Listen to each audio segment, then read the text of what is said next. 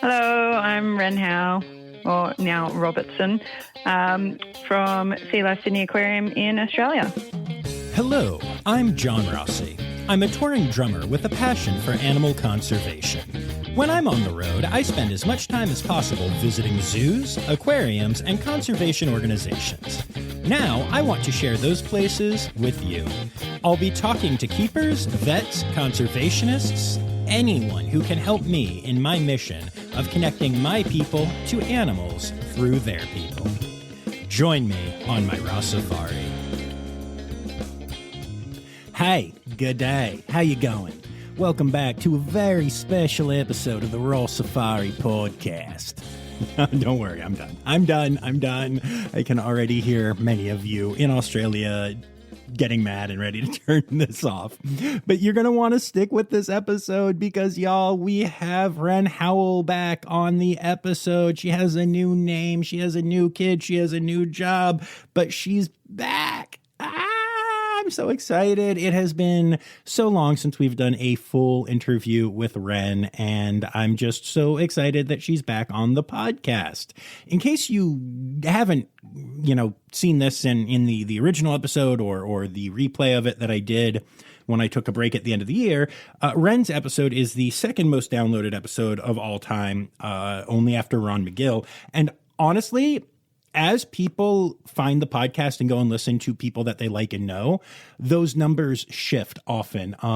Sometimes Ren is ahead, sometimes Ron is ahead. It's a very exciting race that no one knows about or cares about except for me. But regardless of whether she is number one or number two, we all know she's number one in our hearts. We love having Ren on. And we're here to talk about all kinds of changes, really. Her whole life changed since she was on the last time. And we get into all of it. And it's a lot of fun. So I will get you to that in just a moment. But before I do, a couple of quick reminders. Don't forget that you can support the podcast by going to patreon.com/Rossifari. You can make sure that you're helping out by subscribing so you don't miss any episodes. Make sure that you follow on the socials at Rossifari and on TikTok at Rossifari Pod. And that's really all I got to say. We got to get to this interview. So I want you all to sit back, grab yourself a Foster's, throw another shrimp on the barbie. No, I know that's not even a thing. How did that become a thing in America? They don't even call shrimp in Australia. They call them prawns. Anyway, I digress. Here is my interview with Ren Howell. Enjoy.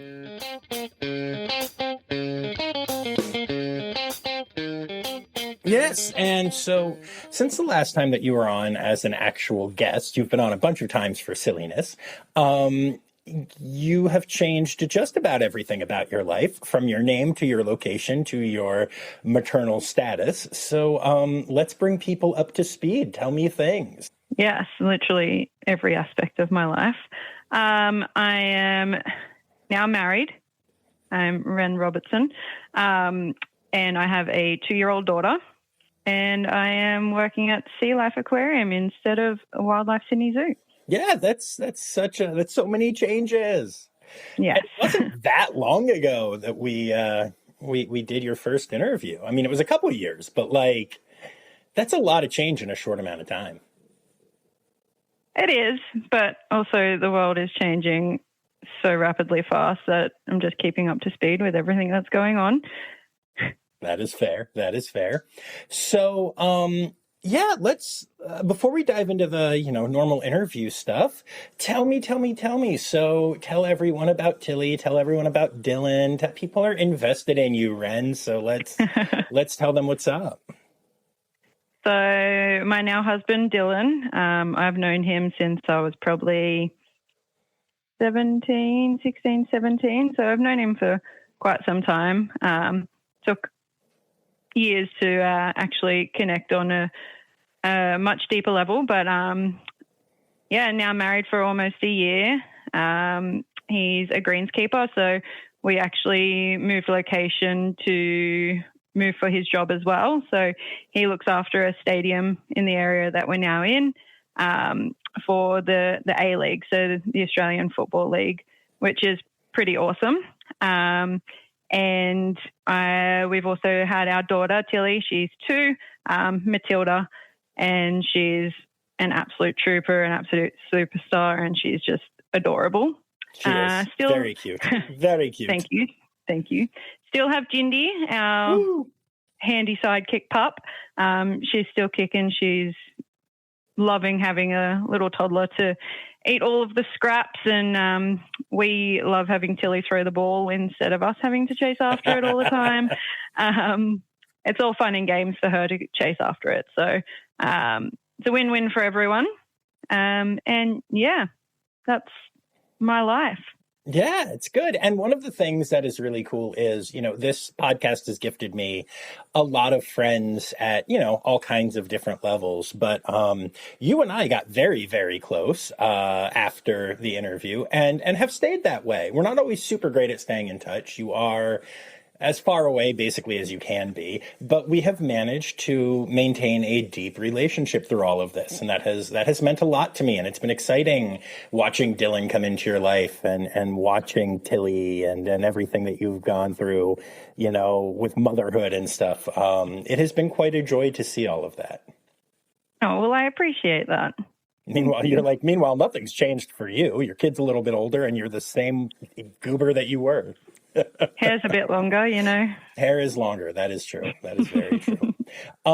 So, I want to talk about I can't even really call it a new job, but new to my listeners' job, in detail here. But the first thing that I want to talk about is that so keepers in general, really get attached to the animals that they take care of. It is a known thing, and anytime anybody takes a new job, it is a challenge. But of all the people I've interviewed in the last 5.5 years, I don't know that anyone was more associated with one animal than you were with Kofi, the Goodfellas tree kangaroo, and Princess, the cassowary, and Ringo the wombat. And you not only fell in love with all of these animals that you took care of, but you were really known for them. I mean, you've got a pretty large following. I think you're 50,000 on Insta or something like that. It's dropped a little since I got married. No offense, Dylan. Yeah, there are a lot of gross guys out there. No, but I mean, it's because I remember I used to be jealous of your numbers, been that's so cool, look at you, but kind of way. And so I'm wondering, since you had these strong, I know the emotions were there and also the kind of fame from it, if you want to call it that. I'm curious what your feelings were like as you even just approached the concept of taking a new position. Yeah, for sure. It was never an easy decision, that's for sure. I think on the Instagram following front, I used to put a lot of time and effort, and that was kind of my pride and joy, just something that I could share with others and show my passion and just share our beautiful animals. But as the years have gone on, obviously my priorities have changed, and that's kind of fallen out, and it's a bit more of a secondary little thing on the side, and I'll just do every now and then. But I think in regards to the role change, it was a tough call, and I did have a couple of my senior management come to me proposing this idea, and it was actually when I was on maternity leave. So I was full expecting to come back to all of my animals, back to Kofi, back to Ringo, and I was completely prepared for that. However, I was approached when I was on maternity leave, wondering if it was something that I would be interested in, moving across to work with the penguins. And it had never crossed my mind. However, I knew I had, exhausted all of my learnings in wildlife. I'd worked with all the species that we had, and it would give me the opportunity to work with something completely different, start learning something new, and be able to, increase my own knowledge and skills within a different species. It is tough not going back to those individuals, and I think it was tougher because I didn't really have that goodbye. I mean, they are still next door, so I do get to go see them, but it was never a kind of handover, okay, this is my last day working with these animals, moving on to the next. It was just a kind of quick shift, quick change, coming back to it. But like I just mentioned, the good thing is that I do get to still go and see them and visit them when I want to. My old team is really, they're quite good with me. They'll randomly come up to me one day and be like, hey, you want to come see Kofi? Obviously, I'm never going to pass up that opportunity. So if I'm having a bad day, they'll just take me in and go see my old animals. And the good thing is that the continuance of care and the training that those animals are going through with myself, especially Kofi, that's been able to continue with a new trainer, and that's progressing really nicely. So it's not like any of the behaviors or the training and the treatment they were getting from me isn't lacking anymore. It's continuing, and if not growing, because they've been able to expand the behaviors that they are learning. That makes a lot of sense, and that is very good. Yeah. The fact that I remember we were talking about it and you were just like, I might not go back, to that position. And that's so tough because, like you said, almost every keeper I know, when they do move on, they have that, day of farewell. Yeah. Yeah. That was hard. Yeah. Yeah. So, was it a lateral move, or was it a promotion, or what?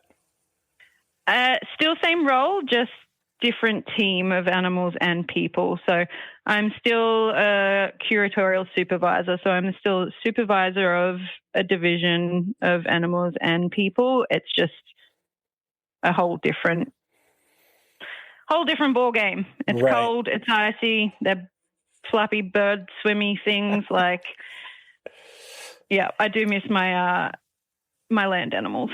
Yeah, that's fair for many reasons. Penguins are gross. Like, I have spent a lot of time volunteering with penguins, and they stink and they're hard to clean. We'll get into all of that. But before we do, one thing that might be confusing some people is how we're talking about you going to a different facility, but also like being on the same team and stuff. So can you explain how wildlife and how SeaLife are the same, but different, but the same? Yeah, that's a fair point. I guess it wouldn't make sense. So Wildlife Sydney Zoo and SeaLife Sydney Aquarium, they are both owned by the same company, which is Merlin Entertainments. So all the SeaLifes across the world, Legolands and things like that. So because we are owned by the same business, we actually work really quite closely together. So we work hand in hand with each other. We share common buildings, the teams. There are a few individuals that are cross-trained across SeaLife and Wildlife, so they'll work amongst themselves. And we also share teams such as like the horticultural and nutrition team will do the food for both SeaLife and Wildlife. So essentially we are one facility broken down into two different zoos. Makes sense. And so with that said, then let's get into some of the animals. So you're taking care of penguins. Yes. And so what kind of penguins do you have? So we are the subantarctic penguin team. So in my team we have 39 Gentoo penguins and 15 king penguins. That's a lot of penguins. A lot of penguins. Wow. Took me some time to learn their names. That's fascinating. Okay, so Gentoo and King. Now, I actually recently got to spend some time with both of those species, and it was my first time like meeting either of them. And they're some fascinating animals, and I think the Kings in particular are real big personalities. Yes. So tell me about some of your Kings. All right, we'll be back after this quick break. DesignerFrenchBulldogs.com offers the highest quality AKC French Bulldog puppies for sale anywhere in the United States. Breeding over 16 years, our AKC French Bulldog breeding program exemplifies the standard for quality, structure, health, and temperament. All of our puppies come with a full genetic health guarantee, and we are proud of our 50 consecutive 5-star reviews within the last 24 months.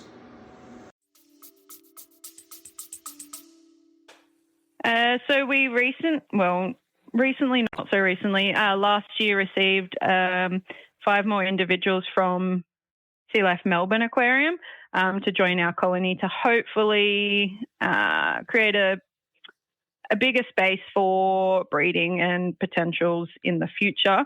So having the 15 individuals, we have how many? Like 5 girls, six girls, the rest are boys. And they're currently going through their breeding season at the moment. So all of them are sitting on eggs.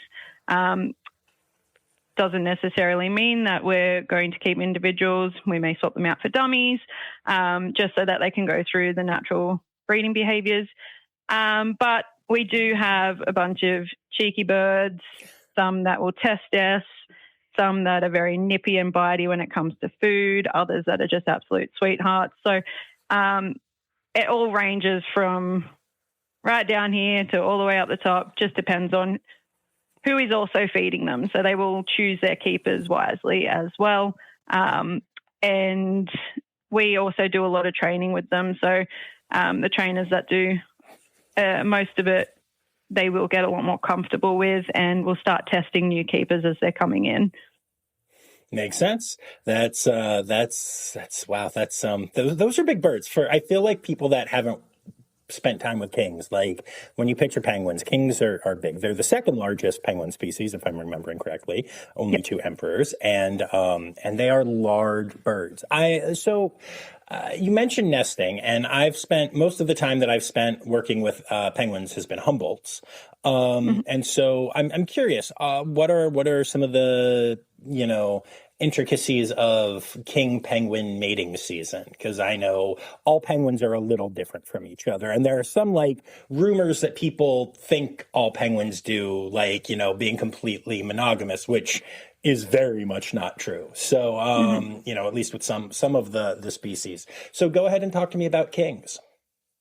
Yeah, for sure. I guess the one big difference between our 2 penguin species is that our Gen 2 penguins are nest-building species, whereas the king penguins lay the egg and have them up on their feet, just like in Happy Feet.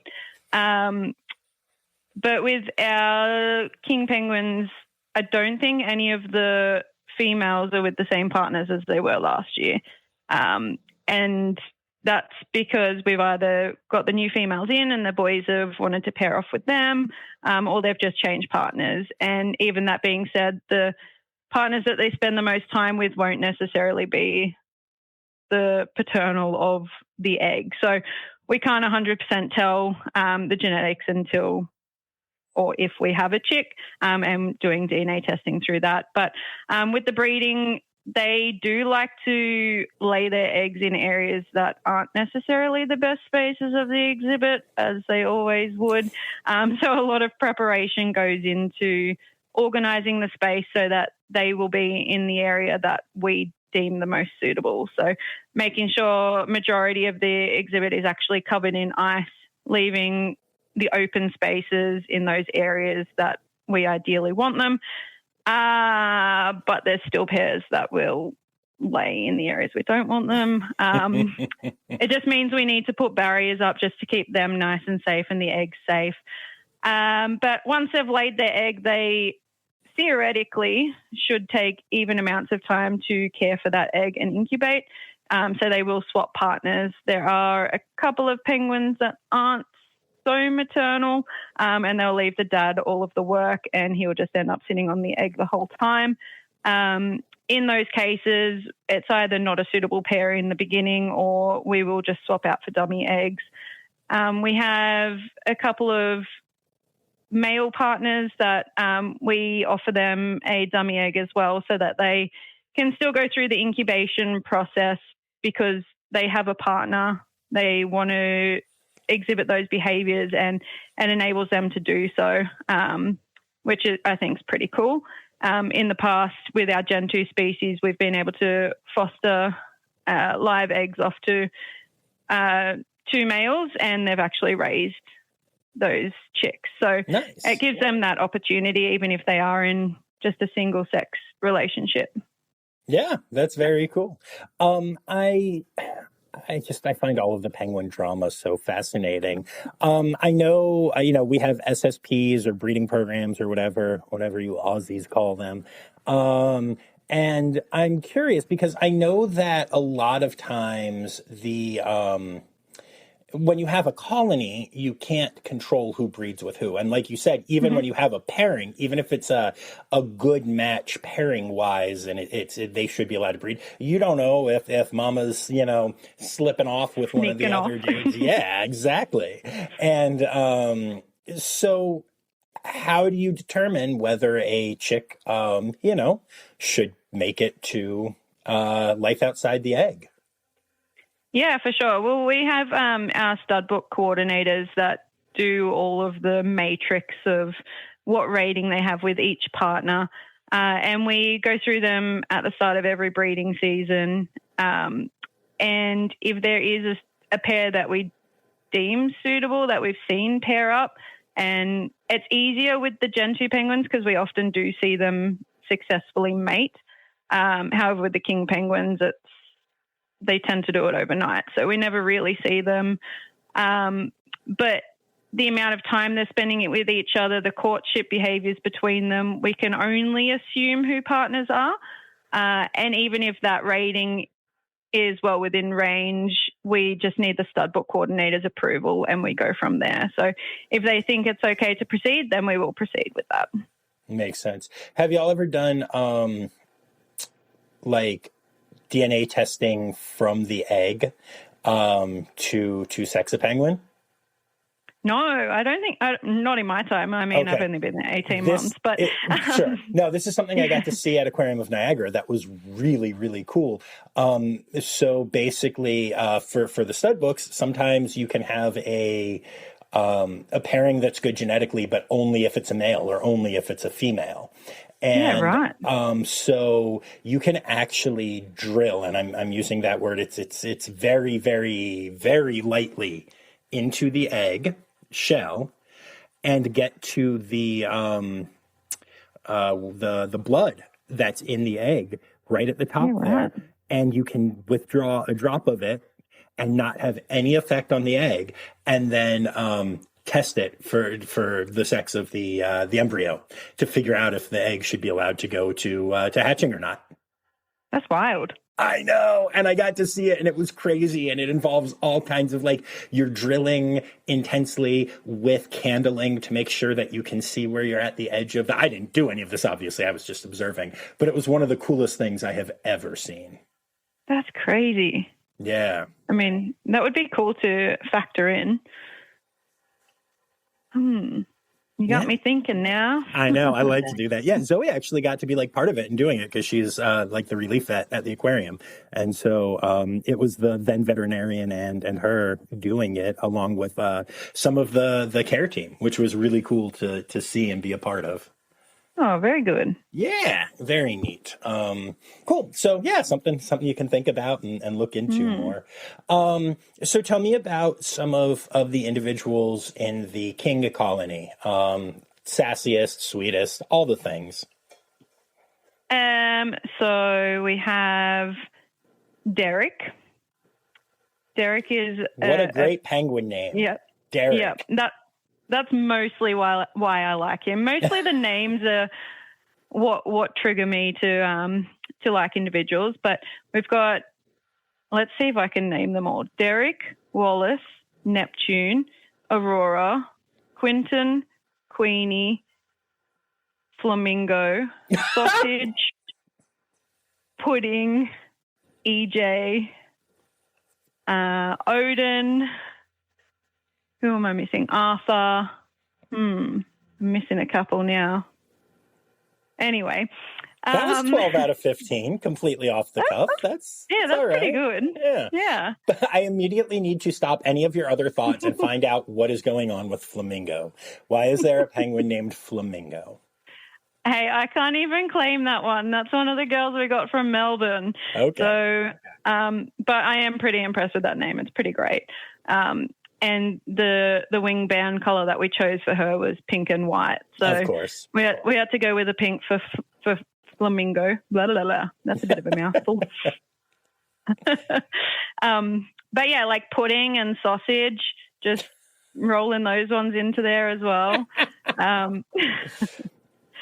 But individuals like Queenie, she's very cheeky when it comes to food. If we don't feed her in time, she'll just nip at us. Doesn't matter where. And then like Aurora, she's a little sweetheart. She's like one of our smallest girls. Feeding her, if we're feeding a different bird, she'll come up behind us and just start nipping us on the bum nice and gently. Just a reminder, like, I'm here. Can you feed me, please?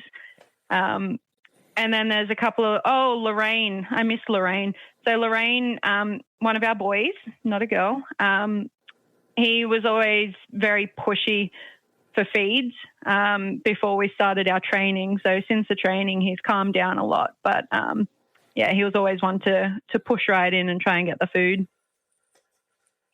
Nice. Very cool. And then let's move on to the Gentoos. Same thing. Tell me now, these are nesting penguins, like you said. So they partner up and nest and do all of that stuff. How do they build their nests? Yeah, for sure. So we obviously aid them a little bit. So we put out some platforms for them to start building their nests, which have like concrete rings. And then we scatter lots of little black pebbles all across the exhibit for them to go around and collect. So in theory, what we like to say is that they pick the perfect pebble for their partner, take it back, and it's like a little proposal to their partner. So those that have the best pebbles are the ones that they'll partner up with because they will make the best nest. So we place out all the pebbles multiple times through the day. The partners will come and grab the pebbles, take them back to the nest, and they will start building. And there are some of our females that can be a little bit like Love Island, and we'll just go nest hopping to all of the boys. But majority of them will stick with the same partner throughout the whole breeding season. Okay. And what's the colony breakdown for the Gentoo? More males than females again. And do you ever have any issues with competition or anything like that because of that? Yeah, there's in the breeding season we do still have bachelor males, who will just build a nest and not have a partner. But then at other times there will be a little bit of beef here and there, trying to compete for either the best nesting spot or for the partners. But it's nothing more than just a little wing slap or something here and there. So nothing major, which is good. But ideally we would like to skew that out so that it's more even in future, which will happen through transfers with other facilities, so Sunshine Coast, Melbourne, New Zealand eventually, when they start taking bird transfers again, to hopefully make the sex ratio a lot more even, and we can have some better pairings for future breeding. Yeah, makes sense. I have to ask again the same thing. Tell me about some of the individuals. I'm not going to ask you to name all of them. To be fair, I didn't even ask you to name all the kings. You did that to yourself. But I'm not going to ask you to name all 30-some penguins. But yeah, tell me about a couple of the standouts. I think one of the major standouts would be Goose. Y'all really like naming your penguins after other birds. And to be fair, that one's on us. We did name him. So Goose is our youngest bird. He turned 1 in November, so he was from last breeding season. And he was from a pairing that have been together for quite some years. So they're a known pair. They breed every single year. And then last year, the stud book coordinator allowed us to keep the egg. So it was a really great learning experience for my whole team. A lot of them are quite new into the team, so it was good to be able to watch the whole process through breeding. But Goose, so it is a male. He's just over 1 year old, and he will try anything with us. He still does his little baby cry for food. So when you call him up for his food, he'll do his little baby cry, and we don't want him to ever lose that because it's his little quirk. He'll follow you around. He just enjoys our company, I'd like to hope. But he was constantly begging his dad for food for months and months after he should have. So it's just a little bit of a sook and a silly goose. That's adorable. I love that. Anyone else stand out? Another standout is probably Karen. So Karen the penguin, again, is a male. What is it with y'all? Lorraine the male, Karen the male. I remember a cassowary named Princess. Like, what are y'all doing? Do you want me to keep going with the female names that are males? Anyway, so Karen lives up to his name. He is a Karen. He is one that will... So all of our birds are recall trained for feeding. So we'll call their name, they'll come up, they'll get their share of food, and they'll move on. Karen will just sit by the side of the feeder, just nipping at them constantly, waiting till it's his turn.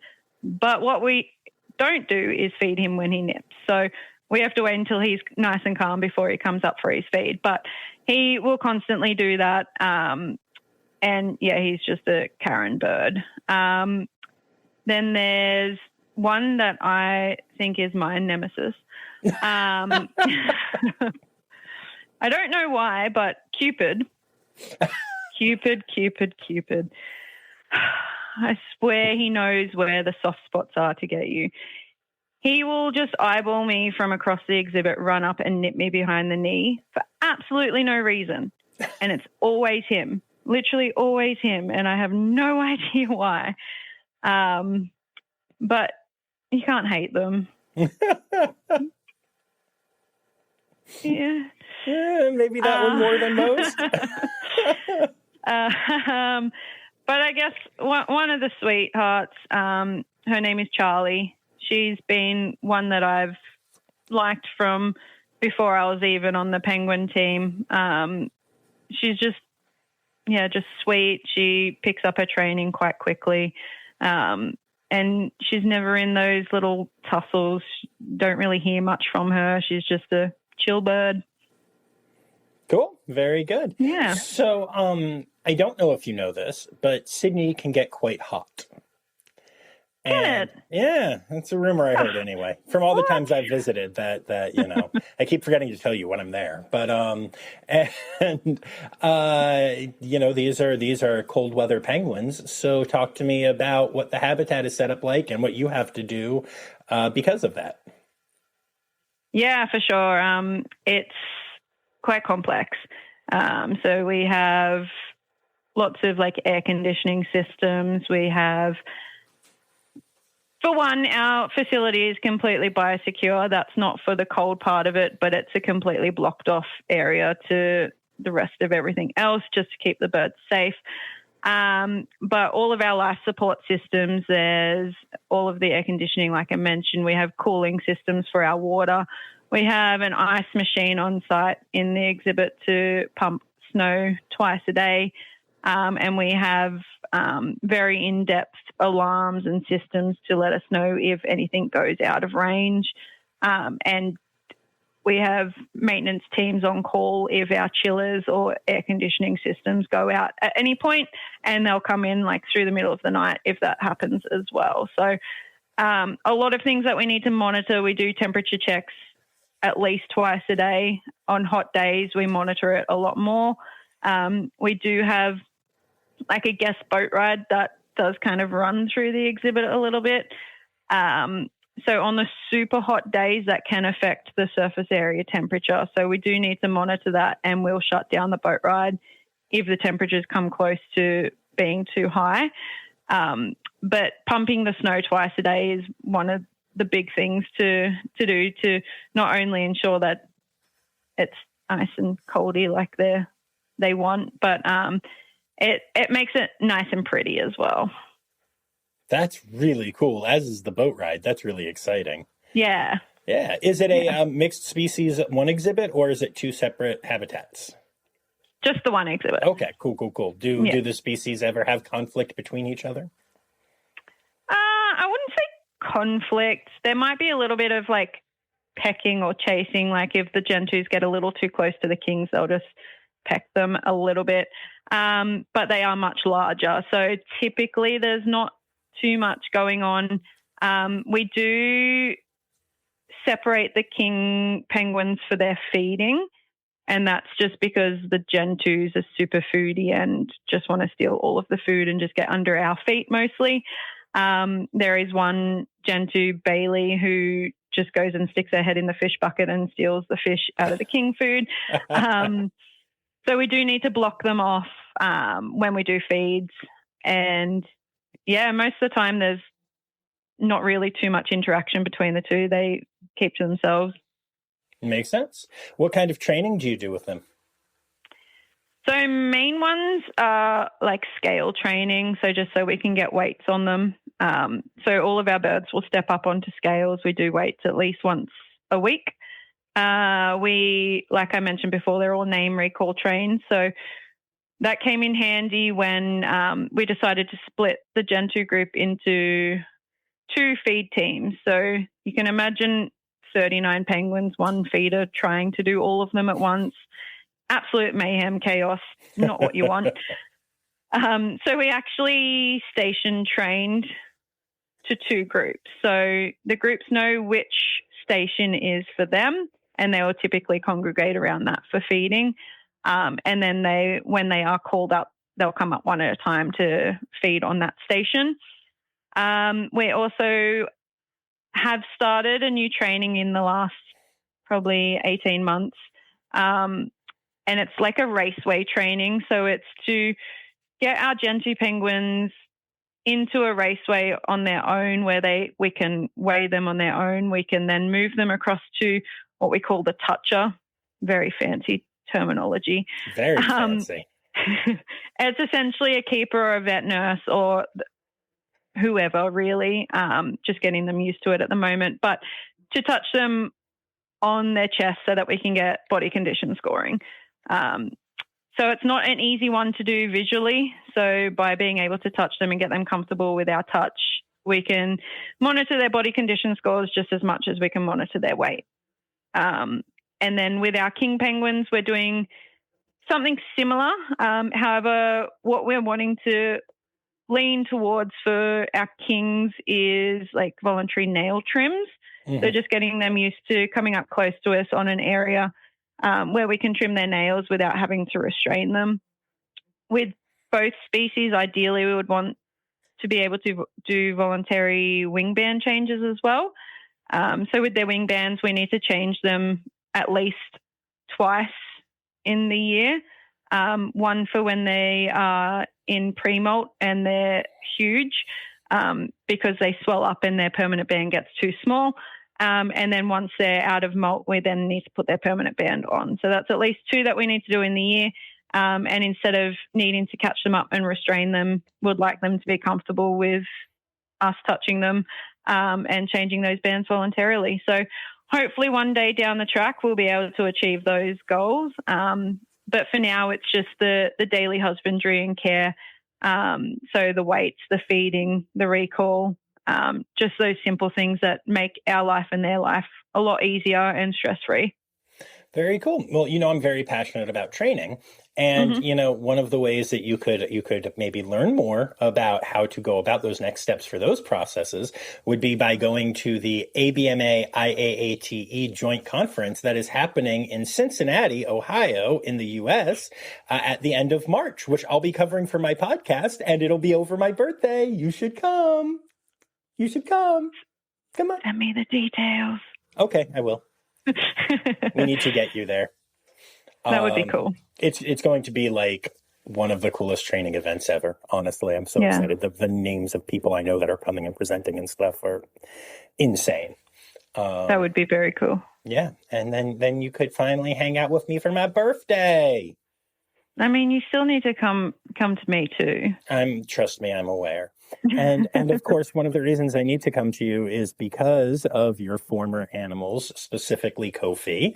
So, talk to me about Kofi. How's my favorite tree kangaroo that I haven't met yet doing? He's Kofi. Obviously, he's wonderful.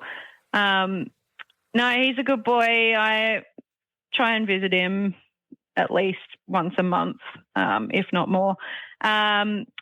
But his training is doing phenomenally as well. So the trainer that I've passed on to, Michaela, she's doing wonderful things with him. They've managed to get some voluntary blood draws, and just simple things that make care for him a lot easier. He's now goes into his crate every single morning, usually without hassle, and that way, you know what he's like. Yes. That way the keepers can just clean in his habitat without needing to worry about Kofi jumping around on the ground. But essentially he's just a good boy. He's great. Like, he still brings so much joy to everyone that comes through and sees him. Still brings so much joy to me. I send you photos of him. My old team still sends me photos of him. Especially while I was off after my surgery, I was getting many a photo of him. But yeah, he's doing great. He's, I think, almost 8 now, if I'm correct. Which is wild. Like, time has flown by.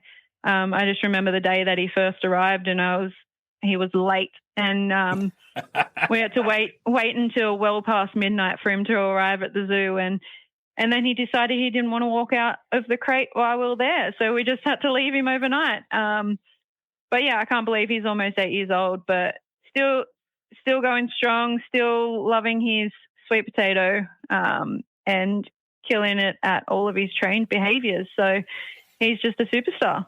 Yeah, he absolutely is. I love him. I do have a bit of criticism that I need to say. So his current primary trainer is Michaela Preston, who I obviously follow as well. And from everything that I've seen and heard from you, Michaela's a great trainer and doing a great job.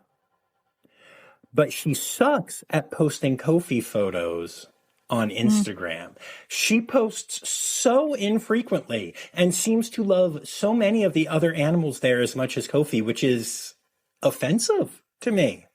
So if you could do me a favor, I'm calling her out publicly right now, but if you could do me a favor and just let her know that she needs to get some Kofi on the feed regularly, or else I'm going to come not just to visit you, but to give her some snacks. Smack her in line. Yeah, we gotta straighten her out, because I miss my Kofi. I see more Kofi from you still, you sending me pics in DMs than I do from her on her public feed. So let's fix this, okay? Yeah, that's unacceptable. I know, right? I'm saying. Yeah. I'll have a word with her. Don't you worry. Thank you. I appreciate that. Yeah, maybe get Jindy on her if you have to. She loves Jindy. See, we can't use Jindy against her. No, but this is where we get into positive reinforcement, right? So you promise to post more Jindy pics if she posts more Kofi pics. Okay. Yeah. Or I just promise some time for her to look after Jindy. Yeah. I'm sure Jindy would be great on a flight over to Cincinnati in late March. Just saying. No. Yeah. No. You maybe. You yes. Jindy no. Yeah. Fair enough. Michaela can look after Jindy while I come to Cincinnati, and then we're killing 2 birds with 1 stone. I like it. I like it very much. Yep, done. Deal. Good. Sold. Happening. Love it. Very good. And then is there a conservation organization that you'd like to give a shout out to? So we have our SeaLife Trust. That is always one that we love to promote. We do a lot of work with the SeaLife Trust and gaining donations for that. We do a lot of rehabilitation within our facility as well. So actually today, the rehab team just released a turtle back into the ocean after some extensive care, which was really cool. We also have a few conservation breeding programs that we do as well. So we have our southern pygmy perch, which is really cool, and then also our white seahorses. Yeah, very cool. And actually, before we get to our final question, then there's one other thing that I forgot to bring up. But you know, back in our first episode, our first interview together, you taught me all about wombats and their square poo and all the other stuff. But the thing that I was most fascinated by was the butt shield. You taught me about butt shields, and they are incredible. And I don't know if you saw, but I recently met a wombat named Phoenix at the San Diego Zoo. And I not only got to meet this wombat, but I got to give it scritches and smack its butt shield. Yeah, you did. Yeah, I did. And they literally let me like smack it because like it's a butt shield. It's fine. And the wombat was just like Phoenix was just enjoying it. Like genuinely an enjoyable experience for the wombat. And I was so happy, but it made me think of you because you're the one who taught me about butt shields. Was it what you expected? No. I don't know what I expected. It felt more natural. That's going to sound so dumb. Okay, this is going to sound so dumb. Oh my God. I'm so glad you asked this question though. I was hoping you wouldn't, but I'm also so glad that you did. Because I don't know. I felt like it would feel like super hard, like hurt my hand or like almost like metallic or like I thought like I'd hit it and it would be like, I don't know, like make a metal noise or something, but it didn't. It wasn't. It actually sounded like hitting like a bass drum.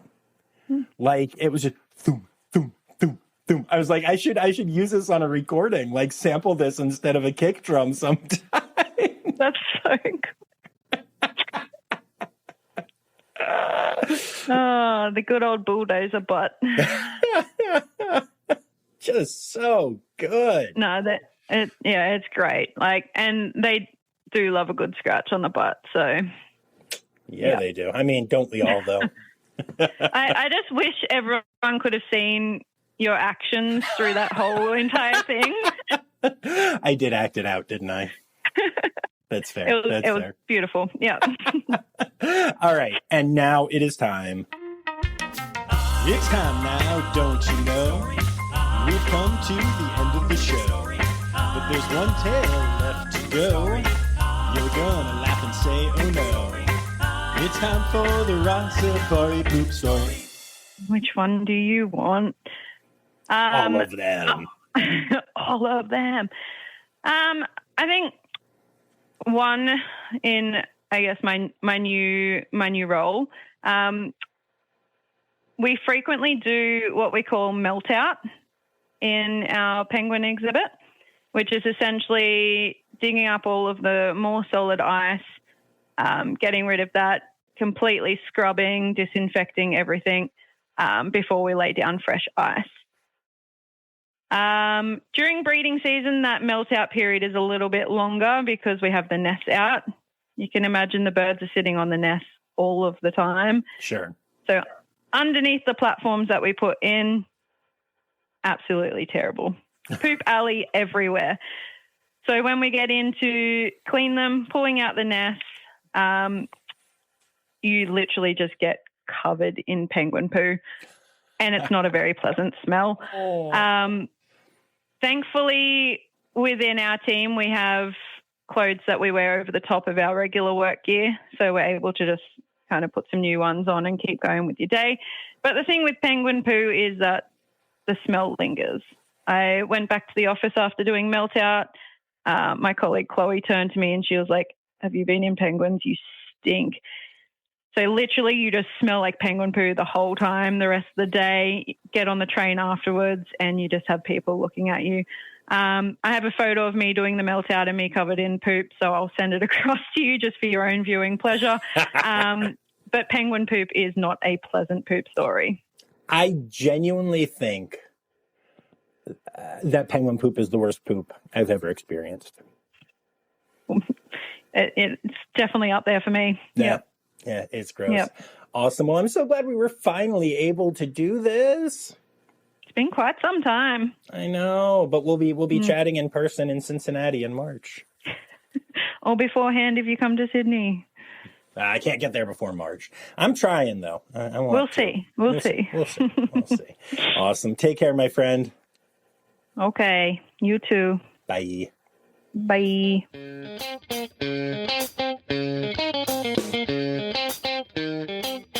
Alrighty, Ren Howell, Australia, the place I want to go the most, and the animals I want to see the most, and some of the people I want to meet the most are all there. I need to make it happen, y'all. But I hope y'all enjoyed that one. Penguins are cool and goofy and weird, and let's be honest, so is Ren. And so am I, so that's okay. Before we get going, I do want to take a moment to say thank you to everyone for listening and to my patrons, especially my Red Panda level patrons. Dr. Laura Schenk, Dr. Stephen Williamson, Barbara Bennett, Jenny Owens, Melissa Reed, Carrie Kirkpatrick, John Lewis, who is also here for stickers, Kevin Williams, and Cormac McMuffin. Meow. And want to remind you all to be back here on Friday for Zoo News. But until then, remember, friends, the word credits backwards is Steiderk. The Rossifari podcast is produced, hosted, and engineered by John Rossi. Editing and fact-checking by John and Dr. Zoe Rossi. Our theme song is Sevens by Nathan Burke, performed by Nathan and John. Interrupting John theme and additional voices by Taylor Isaac Gray. You can reach John directly on Instagram and Facebook at Rossifari or by email at rossifaripod@gmail.com. Rossifari is part of the Daydreamer Media Network. Now, stop listening to me and go visit a zoo.